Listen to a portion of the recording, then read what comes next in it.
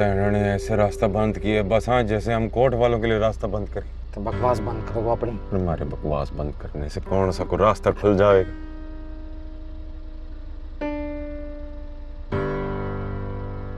आज तो मानने लगे मारी हार है। ससुरी की हार लग गई है।